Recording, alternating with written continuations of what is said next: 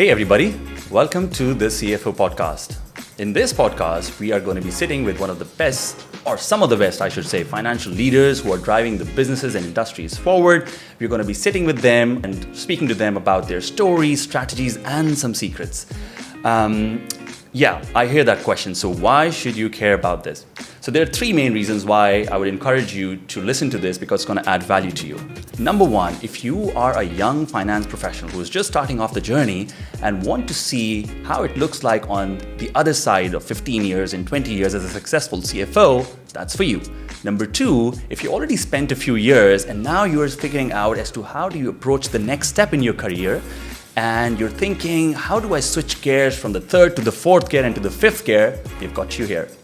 And the third, if you are a CEO, a founder, or a CFO who wants to listen to how other thought leaders in finance are approaching the challenges and opportunities of today, we've got you covered. So without waiting further, I have an absolute powerhouse of a CFO guest with me here today.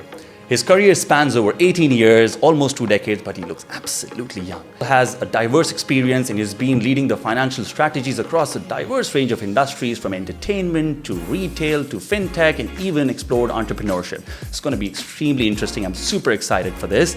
And currently is the CFO of an iconic company, MultiChoice Group, and he's leading the financial strategies of their general entertainment business. Without further ado, I'm going to go to Russell Edwards. Russell, thank you very much for being the first guest of our podcast. It's an absolute pleasure. Thank you. Cheers. So thank you for having me on. Don't bring me the problem. Bring me the solution. Totally. And you kind of think, oh, okay. Always look for the bigger picture. Where is this fitting in? Where does this fit into the organization, the group? I think for any student who's looking and they're in their exams, to take a step back and try and understand what it is you're looking at versus just trying to be book smart and learn it from the book. And said sports were very important to me through high school, through the network. And that's not just a network of other accountants. I do read a lot. I jump between what other people do. I'm a big believer of don't reinvent the wheel, like to podcasts. I mean, I listen to a lot of, in fact, I like to be smarter than you are. But it's okay to say no, right? It's okay to say, I don't know, I'll check and come back. I think that builds transparency and trust back in you. As a leader, you're only as strong as your team, right? So how try and align the finance teams into the business.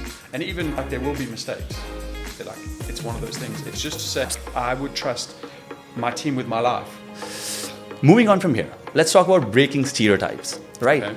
So what happens generally is that there is a general perception that finance people are the prophets of the doom. They're always pessimist. They're the naysayers. They're the spend police. How do you manage those stereotypes, if any? If you are focused on doing things the old way, you will be erased over time. It's hard work. You don't take your chances. Be willing to get involved in a project you know nothing. Looking for a CFO, it goes far beyond accounting. It goes far beyond telling you what happened last month. It's not just work, like you need rapport and you need trust. So that